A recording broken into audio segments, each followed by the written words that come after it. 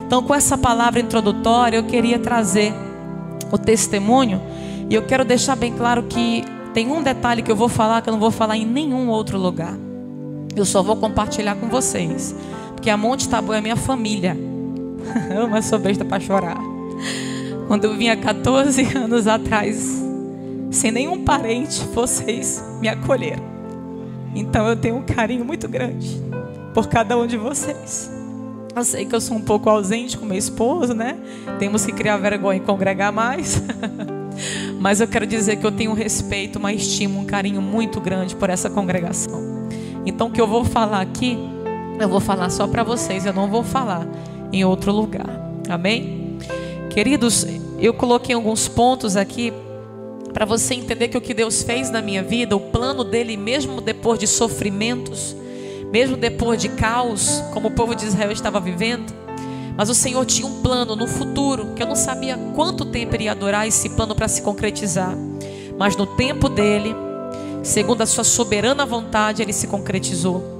Eu acho interessante a gente também poder lembrar aqui sobre essa soberania da vontade de Deus, que a gente não entende, não adianta.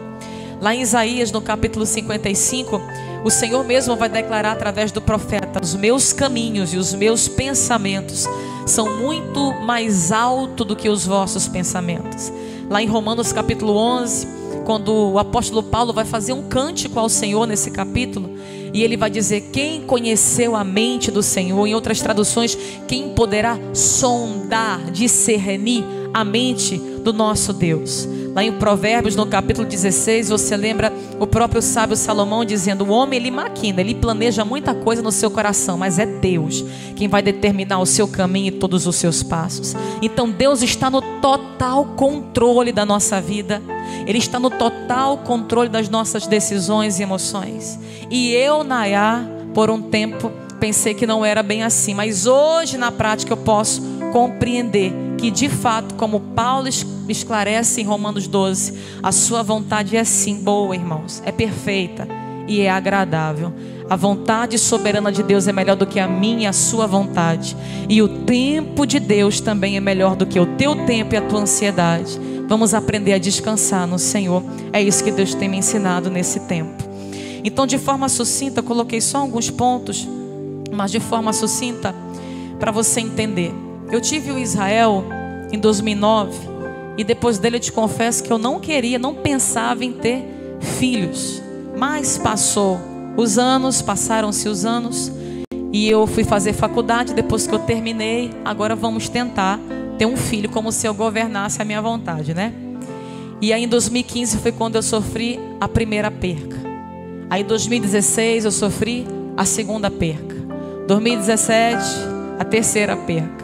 2018 a quarta perca. 2019 eu não engravidei. 2020, ano passado, ano retrasado, a quinta perca. Só que em todas essas percas, há algo que o Senhor tirou de mim, mas Ele substituiu e colocou algo dele.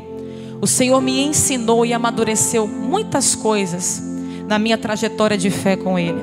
E eu já falei sobre isso aqui, não vou falar mais do que Deus fez através na questão da minha filha, da Ana.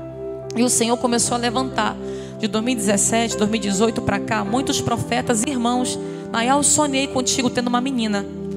Nayá, eu sonhei contigo tendo uma filha. Sonhei contigo grávida. E eu ficava na minha mente: ô Jesus, não me ilude não, Jesus, não me ilude não. Mas eu ficava ali ouvindo, mas eu guardava no meu coração. Talvez muitas pessoas que estão de fora não entendem o coração de esperança que uma mãe tem. Porque era para mim ter desistido, né? 5 percas seguidas. Mas eu não sei te explicar, havia um pouquinho de esperança, como o Senhor disse através de Jeremias: eu que vou dar essa esperança, é Deus que dá. Porque se for depender de circunstâncias favoráveis, nem sempre elas serão positivas para nós. Mas o Senhor é que implanta uma sementinha de esperança. Eu ouvi muitas palavras, irmãs, que poderiam me colocar aprisionada dentro de um cativeiro como o povo de Israel. Mas o Senhor foi levantando pessoas, como levantou Jeremias para o seu povo, para renovar a esperança e dizer: calma, tem um futuro. Não se apega no hoje, não se apega na dor e no sofrimento de agora, Nayá, se apega na manhã. E quando eu pensava em desistir, levantava alguém, levantava um profeta, uma cidade que eu ia pregar, que nem me conhecia, e falava: tu vai ter uma menina, eu te vejo grávida. E assim o Senhor foi alimentando essa esperança no meu coração. De forma bem sintetizada, em 2020, no começo da pandemia, foi 2020, né? Foi no início, né? 2020, nós fizemos um acampamento. Não sei quem da congregação participou do Equibalo. Tem alguém daqui que estava lá? Kélcia, é testemunha do que eu vou falar. Tinha alguns jovens lá. Nessa manhã o Senhor, na noite, aliás, do sábado, Deus usou o pastor Giovanni, aquele que ministrou aqui. Teve até uns batismos com o Espírito Santo aqui de Araguaína. E ele começou a ser usado pelo Senhor e dizer assim: olha, ele não sabia da minha vida. Eu não conhecia o pastor Giovanni, meu esposo conhecia, mas eu não. Ele não sabia da minha história. Mas o Senhor usou ele, levantou e ele disse assim: eu não sei qual é o desejo do teu coração sobre outro filho, mas o Senhor manda te dizer que o Senhor vai te dar uma filha, porque esse é o desejo do teu coração. Tem uma menina e o Senhor vai te dar, e ela vai ser usada nas mãos do Senhor nessa terra. E ele ainda disse assim: e vai ser uma confirmação do ministério do Clebson. Eu não entendi, eu esqueci a profecia. Com 2 meses depois, pandemia, né, meu irmão? Só dentro de casa, engravidei. Em 2020, quando eu engravidei, eu fiquei com uma fé tão grande, irmãos, como nunca. Uma esperança que eu me agarrei tão grande. Agora vai. Passou um mês, aquele medo. Ai meu Deus, não vai. Agora passou um mês, vencemos. 2 meses, 3, nunca tinha ido tão longe. 4 meses de gestação. Então eu tive, não lembro se eu cheguei a ter um sangramento. Sei que de repente eu fui fazer uma ultrassom de rotina e o doutor disse: não tem mais batimento cardíaco. O irmão saiu de lá desolada, segurando o choro para não mostrar fraqueza para ninguém. Mas quando entrei no carro, comecei a chorar. Senhor, tu não disseste, Senhor, que tu ia me dar de novo, Senhor, de novo. O Senhor falou na frente de tanta gente, eu acreditei. Também não acredito mais em profeta. A rebeldia quis entrar. Não acredito mais no negócio desses profetas, não. Tadinho do irmão Giovanni. E aí, não foi só ele, entre outros, né? Passou o tempo, perdi. Mas nessa perca algo diferente aconteceu.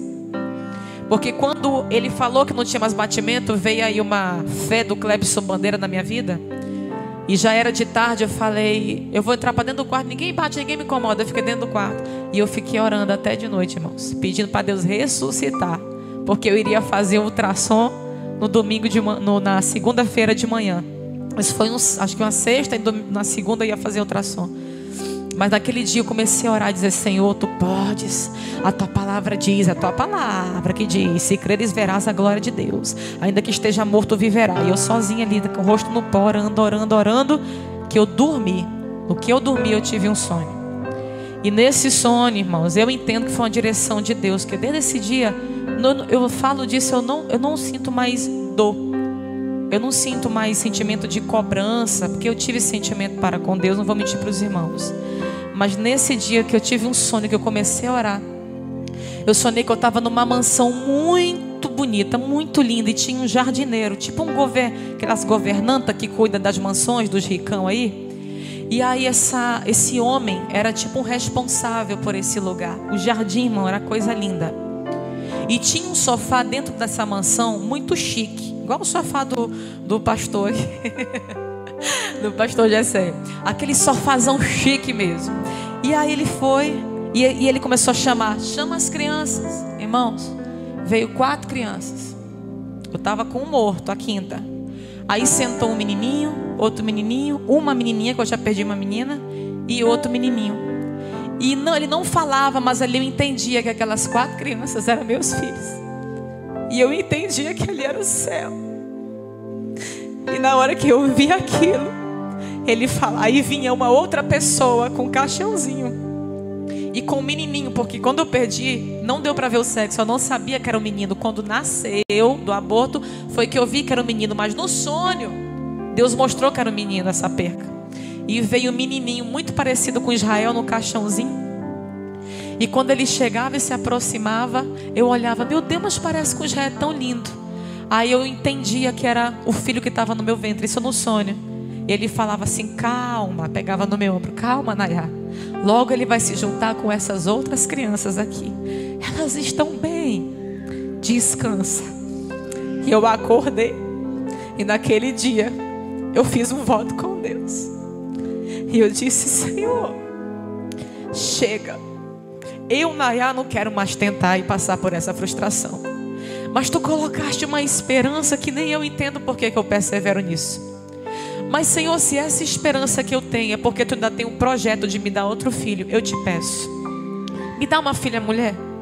E se tu me deres, Senhor, se o Senhor me deres uma filha mulher, eu te devolvo uma missionária. Senhor, eu vou criar ela diferente. Israel não veio hoje, é bom que eu posso falar dele. Eu falei desse jeito na oração. Eu falei: Senhor, eu criei o Israel com muito entretenimento. Ela vai ser diferente. Ela vai ser seletiva, a vida dela, o que ela vai fazer. Então eu falei desse jeito: Senhor, nem negócio de fotinha para loja, não, vai ser tudo diferente. Vai ser uma menina para o reino, inclinada para o reino.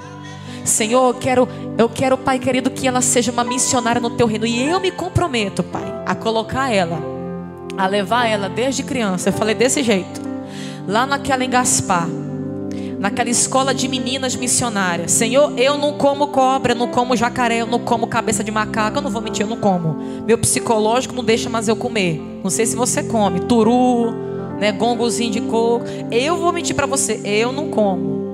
Mas eu orei desse jeito: Senhor, eu não como não, mas eu vou levar essa criança desde pequena para acostumar, desde pequena.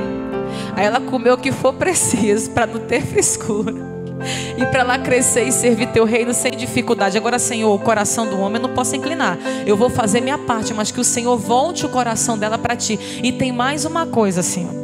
Se o Senhor me deres essa menina, Pai, quando ela tiver 1 ano de idade, eu vou fazer um culto lá na minha casa, no aniversário dela, e chamar de esquina a esquina todos os meus vizinhos, e eu vou falar do Senhor para essas pessoas. E tem mais uma coisa: se o Senhor me der uma menina, Pai querido, e me confiar a vida dela, Senhor, e me ajudar a criar ela nos teus caminhos para a obra missionária, eu te peço também que o Senhor venha colocar dentro dela, Pai, a chama, a ousadia e a coragem que tu deste para o meu esposo.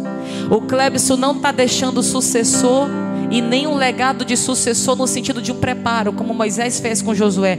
Mas, Senhor, que tu possa, Pai querido, que o Senhor deu para o Clebson, fazer que a Ana dê continuidade debaixo da tua unção. E aí eu não lembrava da profecia do pastor Giovanni, que ele disse depois. Eu fui saber esses dias que eu fui lembrar, que ele falou justamente isso, que seria uma confirmação do ministério do pastor Clebson Bandeira. Então, olha os mistérios de Deus. E para mim já concluir, quando eu engravidei eu falei: Clebson, eu não vou postar nada, eu não vou falar nada para ninguém. Poucas pessoas sabiam. Quem me via se espantava: oh, gente, faz tempo que eu não te vejo, até com bucho. Pois é, não contei até vocês, pouca gente sabia. Mas quando eu fiz isso, foi uma orientação de Deus ficar mais na minha mesmo.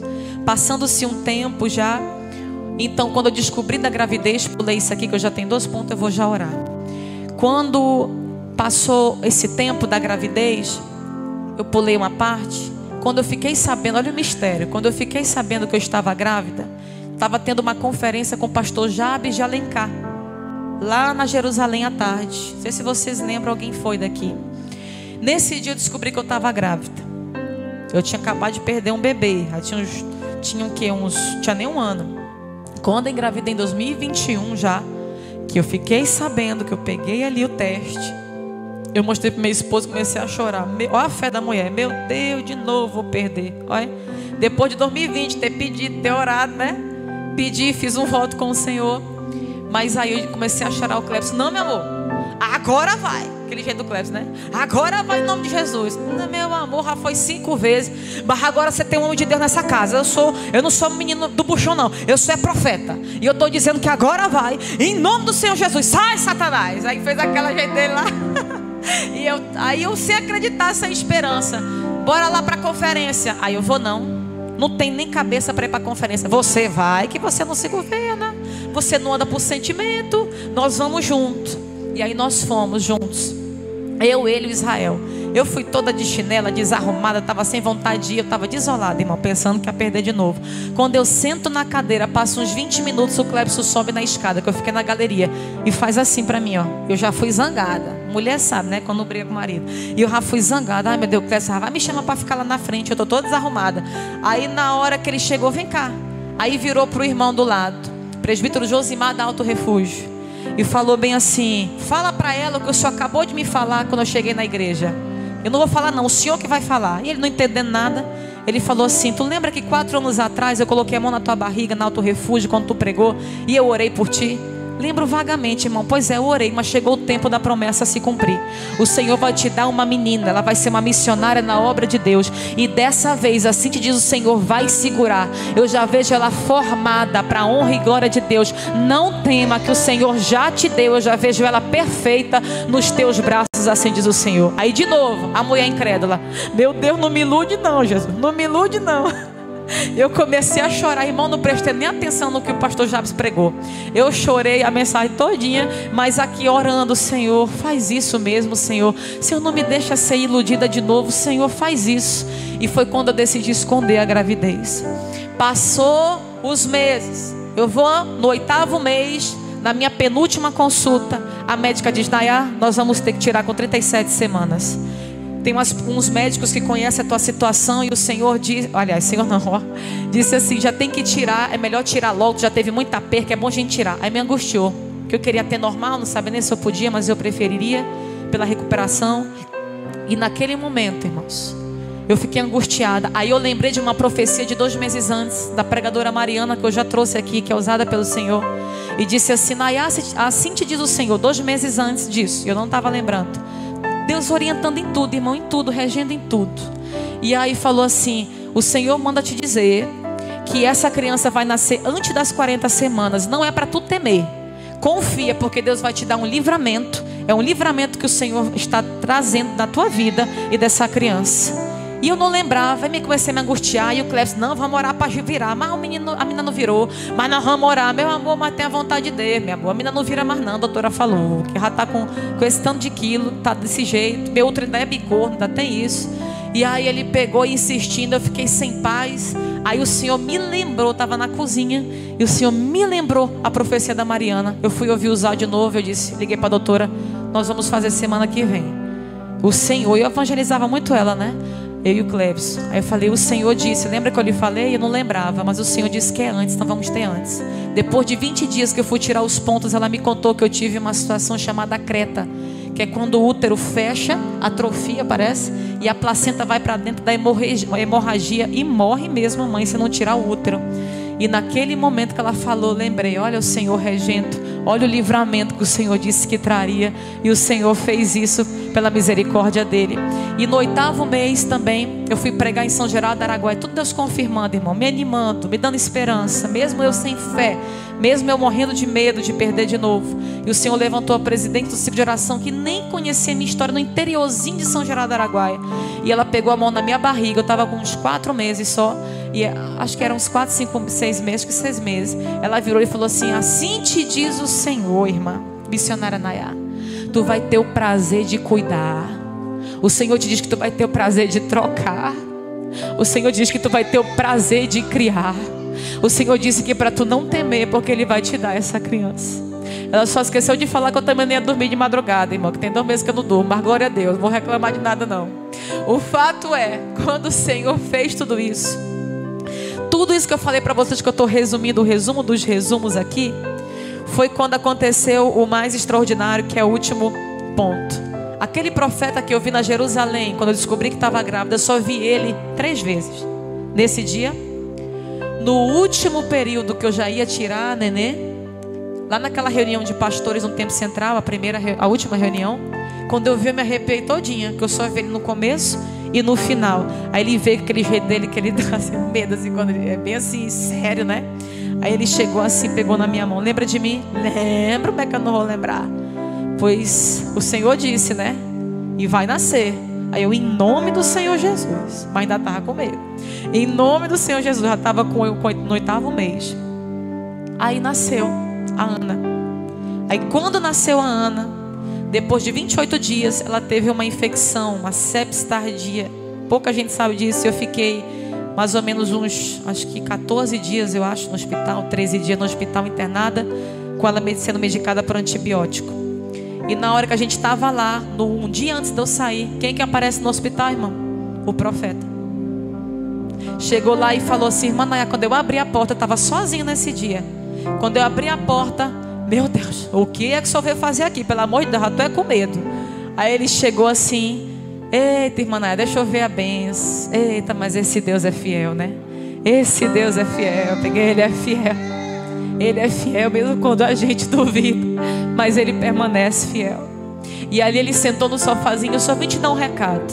Quando tu sair daqui, porque amanhã tu vai receber alta. E eu recebi alta no outro dia. Tu vai para tua casa e tu vai marcar um sábado, porque eu viajo a semana inteira. E tu vai reunir os teus filhos, a tua sogra, o teu marido, mais ninguém, na tua casa, porque o Senhor tem um recado para entregar. Isso que eu vou falar, só vou falar aqui, não vou falar isso aqui mais para ninguém. E ele falou assim: eu vou trazer um recado do Senhor sobre a vida do Israel e sobre a vida da Ana. E até a Ana eu sonhei, o profeta se levantou falando o nome, e o voto que eu fiz foi por causa do que Ana fez com Samuel, a entrega. Por isso também coloquei o nome de Ana, para terminar o testemunho. Nesse momento que ele disse isso, que eu saí no outro dia, isso foi uma terça, no sábado eu marquei para ele lá em casa. Aí vem o mistério. Ele não sabia do voto que eu fiz em secreto, só eu e Deus sabia. A única pessoa que eu contei ainda foi ali a Adriana, né? E a Iracilda, numa chácara que a gente estava ali do pastor Givanildo. E eu compartilhei com ela, mas ninguém sabia desses detalhes. Irmão, aqui vem o mistério. Na hora que ele chegou lá em casa, ele pegou Israel e ele falou assim: vocês pensam que o Israel tem ministério na igreja e tal? E começou a falar: mas vai ser tudo diferente como vocês estão pensando. Com Israel vai ser diferente.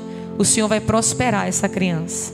O Senhor vai abençoar. E tu, Israel, vai ser um semeador no reino de Deus. E começou a falar tanta coisa linda. E ele estava precisando de um renovo, meu irmão, faz tempo, adolescência. E ele começou a chorar ali e receber do Senhor aquela palavra. Quando foi depois, ele não sabia do voto que eu fiz das missões. Ele chegou e disse assim: a Ana, está aqui o país que o Senhor está dizendo que ela vai. Aí mostrou o país da África, a nação da África, esse continente, mostrou para a gente, aquelas crianças dançando, um vídeo que está rodando. É para esse lugar que o Senhor chama essa criança. Essa criança é para vocês esconderem. Orem sobre essa criança. O Senhor tem um chamado sobre ela. E o Senhor me trouxe aqui para ungir essa criança. Aí ele pegou o óleo, irmãos, foi muito forte. Pegou os 2 pezinhos dela e ungiu. E começou a orar. O Senhor está dizendo que Ele vai levar essa criança às nações. E que Ele vai usar ela na obra missionária. E tudo aquilo que eu orei naquele dia, eu entendi. O Senhor escutou a minha oração, irmãos. E o Senhor concedeu o desejo do meu coração. Eu não estou falando aqui porque eu sou merecedora de alguma coisa. Pelo contrário, há uma responsabilidade muito grande agora sobre a minha vida. E eu peço oração a vocês, os meus irmãos da minha congregação, para redobrarem as orações pela minha família. E que o Senhor me dê sabedoria, entendimento e perseverança para criar essa criança nos caminhos do Senhor. E para que o Senhor incline o seu coração todos os dias da sua vida em cumprir a sua vontade, para a honra e para a glória do seu nome. Esse é o testemunho. Isso foi o que Deus fez comigo. Porque lá em Jeremias, no capítulo 29, no versículo 11, ele diz: sou eu que conheço os planos que eu tenho para vocês, diz o Senhor, planos de fazê-los prosperar e não de causar dano, plano de dar a vocês esperança e um futuro. Então vocês clamarão a mim, virão orar a mim, e eu vou ouvir a vocês. Gostaria que você ficasse de pé, por gentileza.